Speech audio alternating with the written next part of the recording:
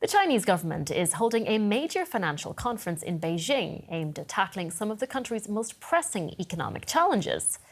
The National Financial Work Conference takes place once every 5 years, behind closed doors.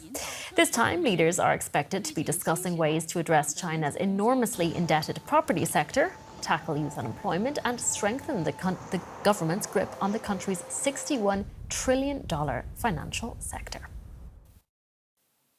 For more on this, let's bring in Andrew Collier, China analyst at Global Source Partners, a macroeconomic research firm. Andrew, this meeting takes place every 5 years behind closed doors. What kinds of decisions tend to be made there? Well, this particular meeting is a lot more important than other meetings they've had because this is the first time that Xi Jinping or any leader has concentrated all economic decision-making right in the center of the party system in the Politburo. So we're all rather eager to find out what kinds of decisions are going to be made. And that's one of the problems. It's now become a bit of a black box to figure out what's going on, since this group is a lot more important than the central bank or the CSRC, which regulates the stock markets. And so we don't really have a clue at this stage of what's likely to happen. I can make some guesses, however. But basically, they're going to be doing a balancing act to try to figure out ways to save the country's terrible property market, which has been a driver of growth for the last decade, without spending good money after bad, because so many property projects have gone belly up. So it's an interesting balancing act for the economic group that's meeting. Let's talk a little bit more about that balancing act in the property sector. We've seen the demise of Evergrande, and now Country Garden is in trouble as well. How is the government planning on tackling this issue?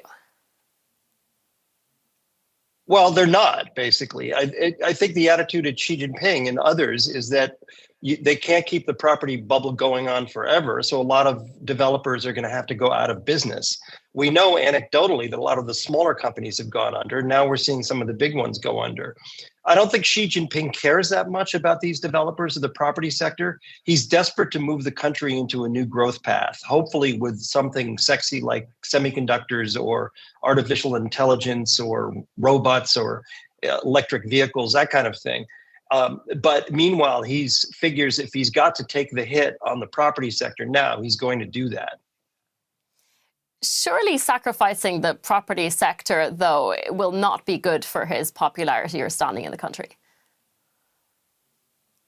Well, that's the interesting question. I mean, you have an authoritarian leader who's willing to kill the golden goose, which I find rather remarkable. But he knows that you can't keep a property bubble going on forever. So he's trying to put enough money in the system through bank loans or through central government bonds to keep some developments operational, enough to prevent the middle class across China from erupting in revolt because they're losing a big part of their wealth. So he's trying to, basically just keep the engines of growth going enough in the property sector to give them some time to shift over into other areas. Is that debt just going to become increasingly unsustainable, though? It is. It's already unsustainable. That's why they're deleveraging. That's why they're trying to get rid of the property bubble. But the question is, first of all, how do you find a new growth driver at a time when basically they're wasting a lot of money on semiconductors, which is going to take years to pay off? How do you choose which developments to save? I mean, he's trying to save those that are near completion. So he's forcing a lot of the local provinces and the banks to make decisions on these different property projects, which ones are worth saving. And that's a tricky question when you've got hundreds and hundreds of developments across China. And he's trying to give governments enough capital so they can continue to pay the bills for their workforce and other social services without opening up the floodgates to a whole new stimulus plan from the central government that could cause further problems down the road. Let's talk about another economic problem China has, youth unemployment. 1 in 5 young people doesn't have a job. We know China has a demographics problem. It desperately needs young workers to support its aging population. Why aren't the opportunities there? Well, first of all, China has indulged in putting people in universities for the last several decades as a way to keep them off the streets. And unfortunately, the job creation has not kept pace with the demand. Second thing is, in a campaign that started back in 2019, 2020, he got rid of a lot of the gig economy companies. He cut them down to size. The Amazons of China and the Ubers of China basically were reduced in scope, and they were providing a lot of jobs for young people. Not terribly great wages, and the worker protections weren't so great, but at least it was something for people to do, and he's gotten rid of that.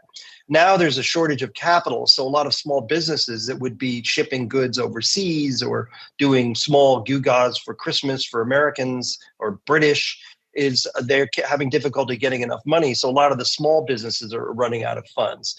So it's a tough nut to crack, particularly given that he's doubling down on the state system, which is really isn't helping anybody.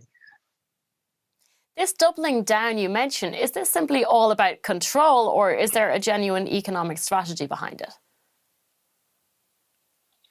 I think that it is partly economic strategy and partly control. I don't doubt that he's a true believer in communism in the state sector.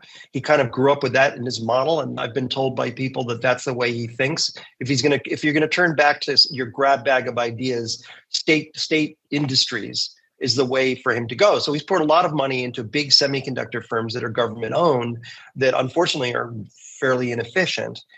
So it's slowing the pace of migration away from property. And that's what really worries me, because at a time when the airplane is slowly starting to fall, he's putting his foot on the gas to make it fall faster.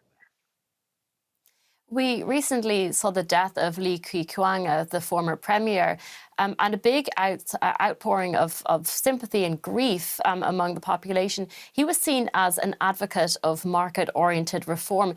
Do you think we are really at a new era when it comes to Chinese economic policy?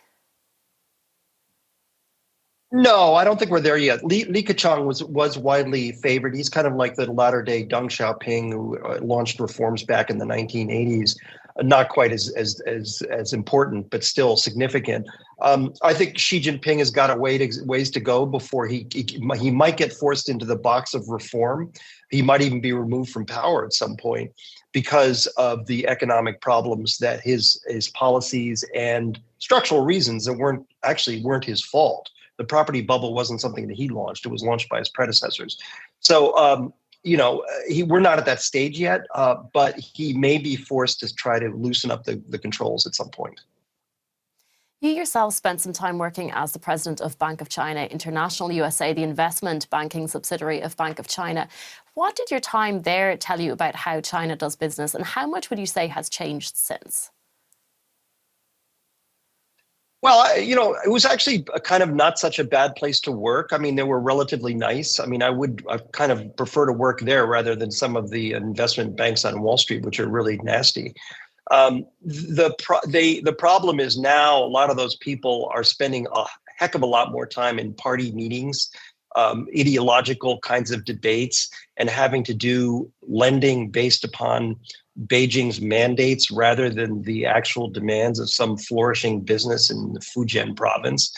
So I think that it's my friends who I'm having, I can't talk to them as much as I used to because Americans are anathema there, are having a tough time keeping their banks afloat at a time like this. How damaging would you say that relationship with the US deteriorating is?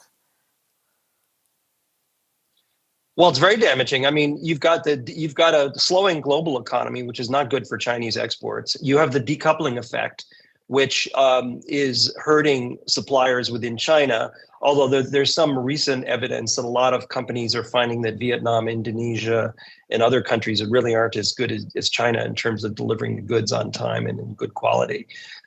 And so and then you've got the shutdown on high tech from the United States to China, which is hurting the development of their own, computers and semiconductors and so forth.